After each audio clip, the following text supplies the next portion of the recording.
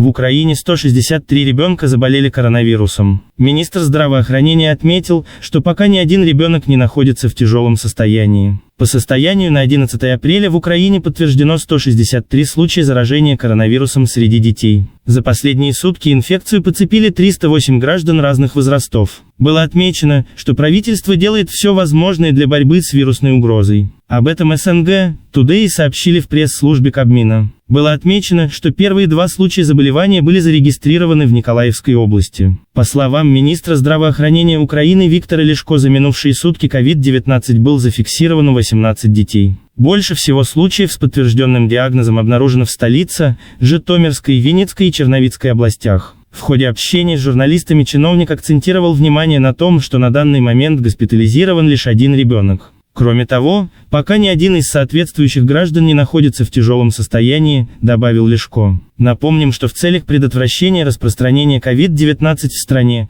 в том числе среди детей, украинские власти закрыли все учебные заведения. Во избежание стагнации в сфере школьного образования по инициативе Зеленского в Украине стартовала всеукраинская школа онлайн с видеоуроками для учащихся 5-11 классов от 40 ведущих педагогов государства.